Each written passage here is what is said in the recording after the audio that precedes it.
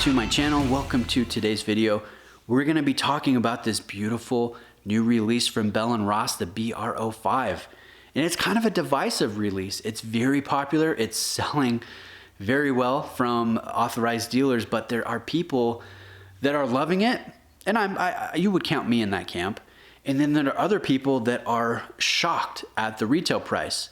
And they're shocked at the design. They're saying, that's a Royal Oak copy. And sorry if I'm being a little rude to those of you that think this is an homage, but I don't see that. I don't see this being an homage watch to the Royal Oak.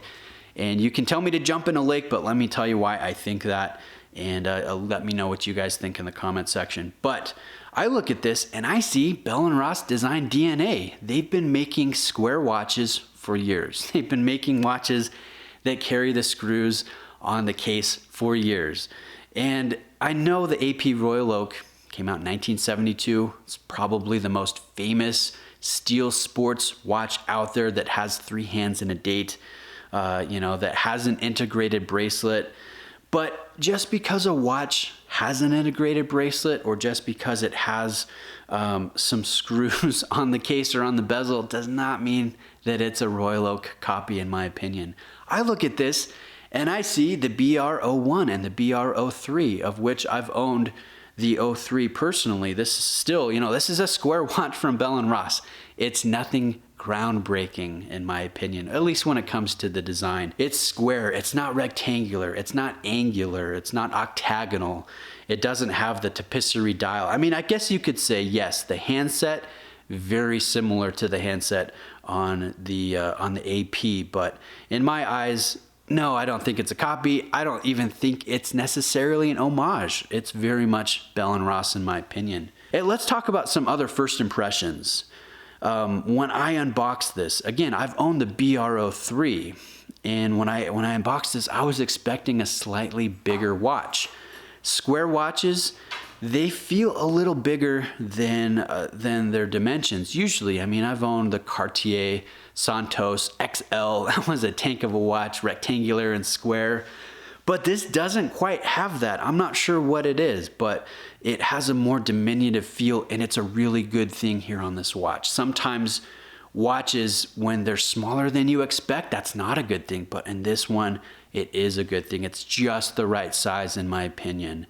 So let me show it to you next to my GMT Master 2 and my Air King. Both of these are 40mm diameter watches. One of them has the maxi case with the crown guards, and the other one is just the chunky oyster case from Rolex. So you guys can see how it plays. It's a really nice size. It's got good proportions.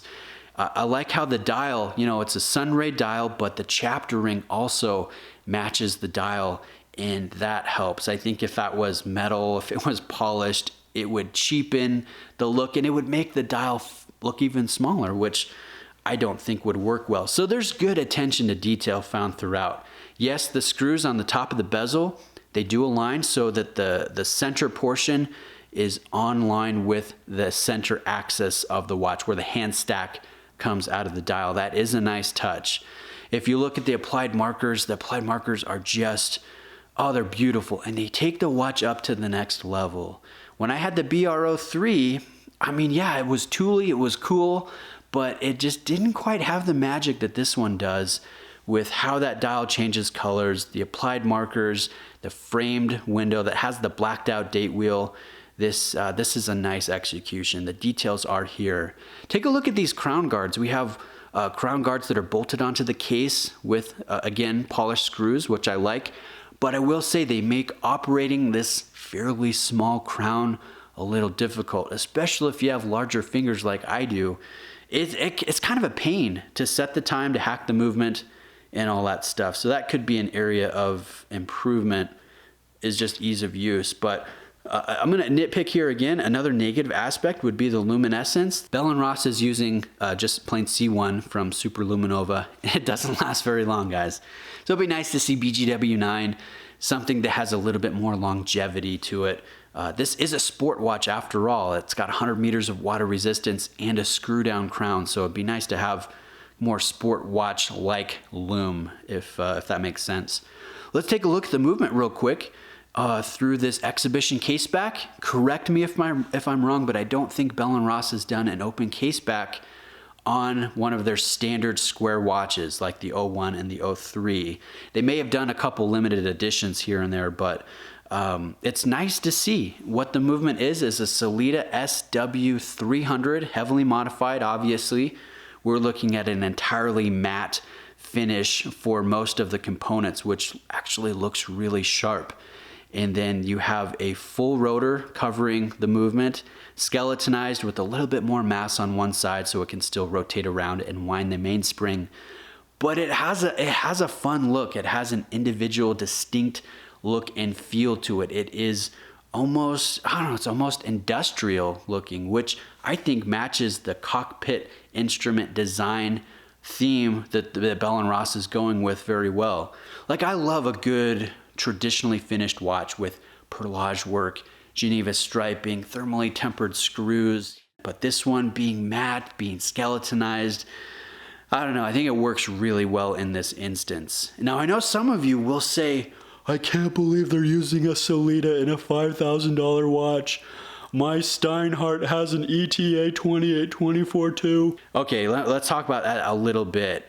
There's a difference between an entry-level Sellita and one of the modified ones that like Hublot or IWC or Bell & Ross uses there. There's a big difference. Now, would it be nice to have an in-house movement, a true in-house movement? I think it would. But then you're not going to be spending $5,000. You're going to be spending, $9,000 or $10,000. And so there is some give and take here and there. But when it's done well, it makes a difference, in my opinion. So let's talk about real quick the rubber strap. It is very well done. I like the texturing found on the top. I like the hardware. It's got nice action. It's got the hidden style when it comes to the deployant here. So you're not seeing extra flap. It's all being tucked up underneath where your wrist is. So overall, it's a great size. It's got nice details. I do like the movement. I do like the rubber. I don't think it is a Royal Oak copy. I think it is very much Bell & Ross design DNA here. And it's exciting. I mean, it's fun to have this in hand on the channel. So big thank you to Homer for lending this in. And I also would be going to my authorized dealer here when they get their allotment of BR05s and possibly interviewing the North American rep as well. So we're gonna be seeing more Bell & Ross BR05 content here on the channel. I'm excited about it. I am one of the lovers out there.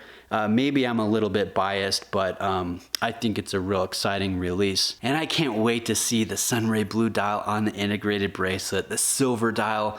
I'd love to see the skeletonized dial as well. This is one that I could potentially see buying and enjoying for myself. It really is exciting. I appreciate you taking the time to watch today, and I'll see you in the comment section.